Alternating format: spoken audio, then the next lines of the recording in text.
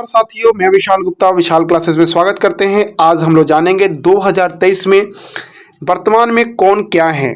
2023 में अभी तक जितने भी चेंजिंग डिपार्टमेंट में, हर अलग अलग डिपार्टमेंट में 2023 के अंतर बहुत सारे चेंजिंग दिखे गए हैं। वो सारे चेंजिंग को हम लोग देखेंगे, कौन से डिपार्टमेंट में क्या क्या नया नया पदाधिकारी बने हैं। तो चलिए पहला हम लोग स्टार्ट करते हैं।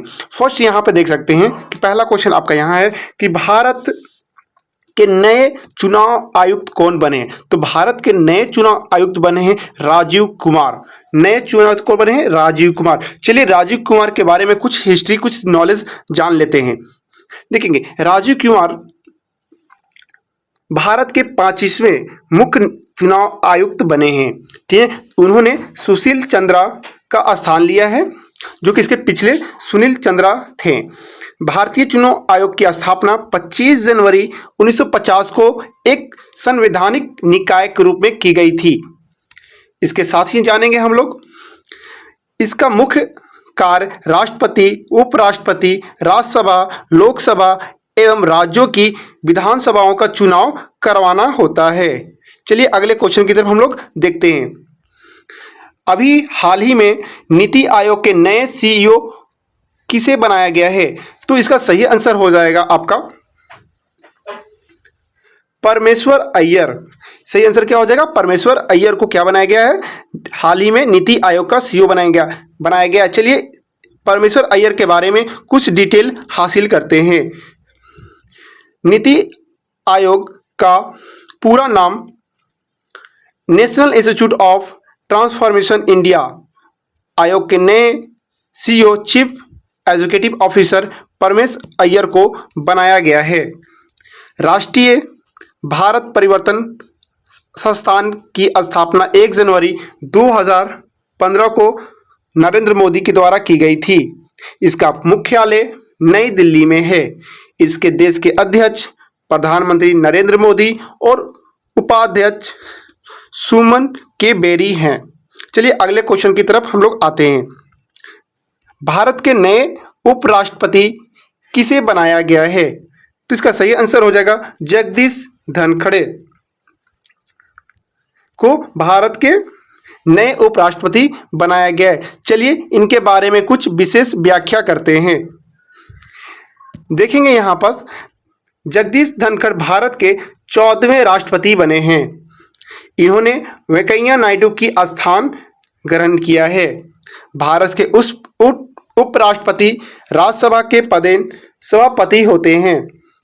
भारतीय संविधान के अनुच्छेद 63 और से 73 तक उपराष्ट्रपति के कार्यों, चुनावी प्रक्रिया तथा कार्यकाल शर्तों के बारे में विस्तार से बताया गया है। चलिए अगले क्वेश्चन की तरफ हम लोग देखते हैं। भारत की पहली आदिवासी महिला राष्ट्रपति बनी हैं, वो है हमारी द्रौपदी मुर्मू। चलिए इनके बारे में कुछ विशेष जानकारी प्राप्त करते हैं। द्रौपदी मुर्मू भारत के 15वीं राष्ट्रपति बनी हैं। यह भारत की पहली आदिवासी महिला राष्ट्रपति है। इनका संबंध संथाल जनजाति झारखंड से है। संथाल जनजाति उड़ीसा और झारखंड में पाई जाती है। तो यहाँ से एग्जाम के लिए इंपॉर्टेंट क्वेश्चन बन जाता है कि द्रौपदी मुर्मू किस जनजाति से संबंध रखती हैं। तो इसका सही आंसर आप लगा सकते हैं संथाल जनजाति। चलिए इसके बारे में और भी कुछ जानते हैं हम लोग। अनुच्छेद 53 के अनुसार संघ की कार्यपालिका राष्ट्रपति के निहित होती है। चलिए अगले क्वेश्चन की तरफ आते हैं। भारत के 50वें मुख्य न्यायाधीश कौन हैं? इनका सही आंसर हो जाएगा आपका धनंजय यशवंत चंद्रचूड़। धनंजय यशवंत चंद्रचूड़ ये भारत के 50वें न्यायाधीश बने हैं। चलिए इनके बारे में कुछ व्याख्या जानते हैं।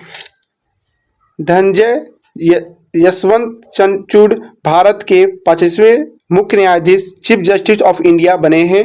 इनका कार्यकाल जो रहेगा 2 सालों का होगा। ये 10 नवंबर 2024 को रिटायर होंगे। उन्होंने उमेश ललित के स्थान लिया है। सीजीआई और सर्वोच्च न्यायालय के न्यायाधीशों की नियुक्ति भारत को राष्ट्रपति करता है, जो अनुच्छेद 124 ख में निहित है। चलिए अगले क्वेश्चन की तरफ आते हैं। अगला क्वेश्चन है आपका, हाल ही में भारतीय प्रतिभूति और विनिमय बोर्ड सेबी की अध्यक्ष किसे बनाया गया है? इसका सही आंसर हो जाएगा आपका माधवी पुरी बुच। चलिए इनके बारे में कुछ विशेष हासिल करते हैं जानकारियां। माधवी पुरी बुच भारतीय प्रतिभूति और विनिमय board security exchange board of India SEBI की पहली महिला अध्यक्ष बनी है।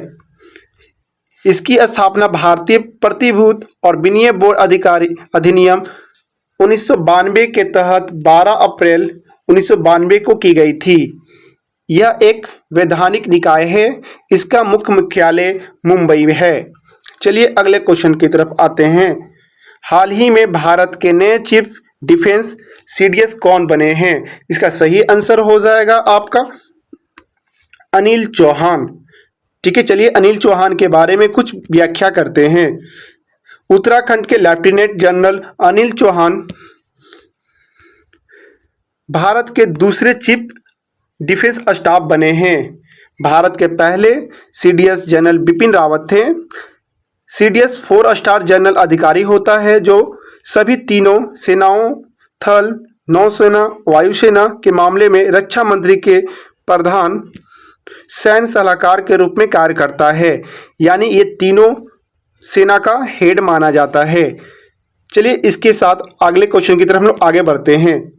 हमारा अगला क्वेश्चन है, भारत की सबसे पुरानी राजनीति पार्टी कांग्रेस के नए अध्यक्ष किसे बनाया गया है? इसका सही आंसर हो जाएगा आपका मल्लिकार्जुन खड़गे। चलिए इनके बारे में कुछ विशेष जानकारियां प्राप्त करते हैं। मल्लिकार्जुन खड़गे को कांग्रेस का नया अध्यक्ष बनाया गया है। इंडियन नेशनल कांग्रेस की स्थापना 28 दिसंबर 1885 को हुई थी। इसके संस्थापक ए.यो. होम थे। इससे पहले बोयम चंद्र बनर्जी थे। इसका मुख्यालय नई दिल्ली में स्थित है। चलिए अगले क्वेश्चन की तरफ आते हैं। हाल ही में इंडियन प्रीमियर लीग आईपीएल के नए अध्यक्ष किसे बनाया गया है?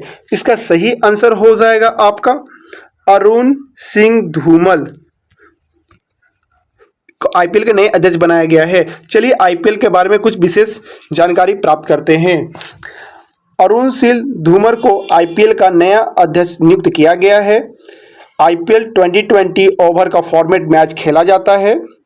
यह प्रतियोगिता बीसीसीआई द्वारा भारत में 2008 से प्रतिवर्ष आयोजित की जाती है।